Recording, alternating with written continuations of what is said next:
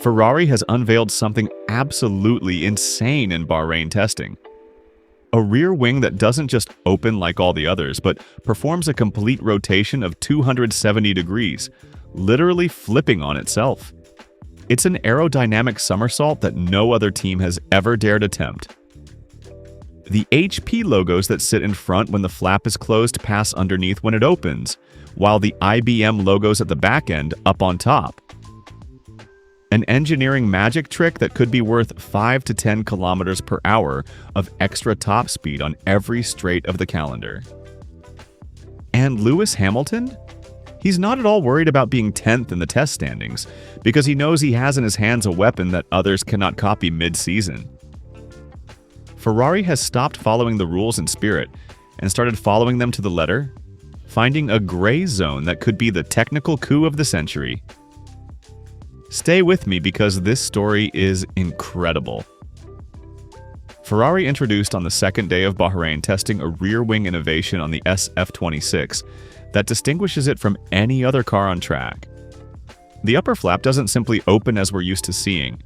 Once it reaches horizontal position, it doesn't stop its travel but continues rotating on itself, completing a movement of approximately 270 degrees. In practice, the front portion of the flap, the part that when closed points upward, rotates until it points downward, while the rear part ends up facing upward. The result is a completely new aerodynamic profile, resembling more an airplane wing in stall mode than a traditional Formula One component. The new regulations leave ample room for maneuver in managing the rear wing opening mechanism. Some teams maintained a philosophy close to the previous system, with the rotation pivot positioned on the flap's trailing edge. Alpine chose to move it to the central part. Audi actually positioned it at the front. But Ferrari did something even more extreme.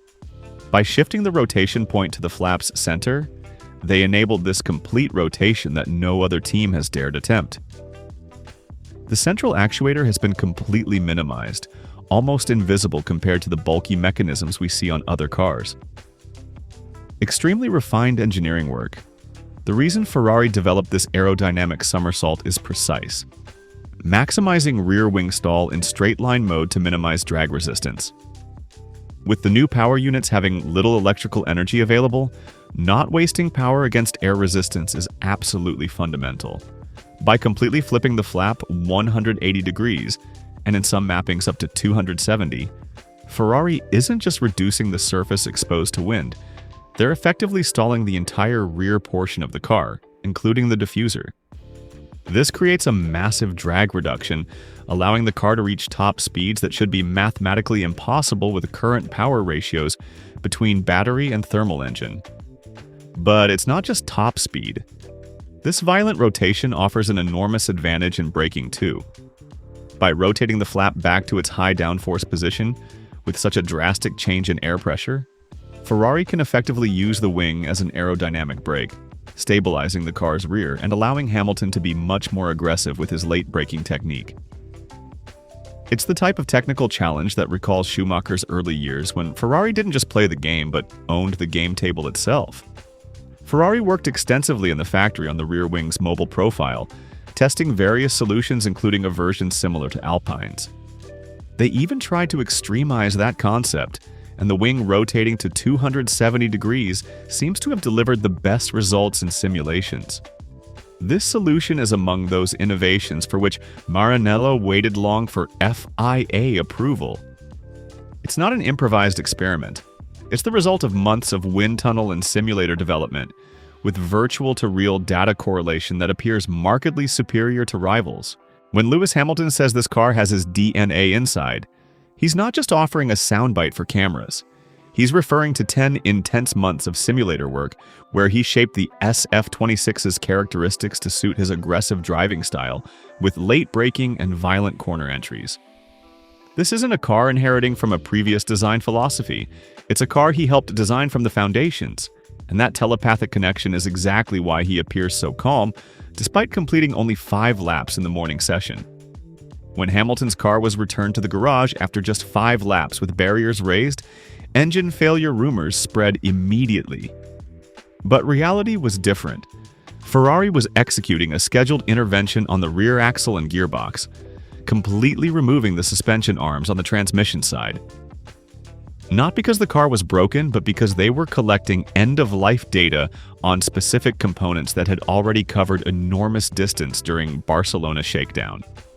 It's the boring, clinical side of testing that people ignore, but it demonstrates the SF26 is being pushed to its mechanical limits to guarantee bomb-proof reliability. There's a certain irony in seeing Lando Norris topping the standings with 1 minute 33 and 453 thousandths, while Ferrari was on stands for 3 hours. But don't let this distract you from the bigger picture.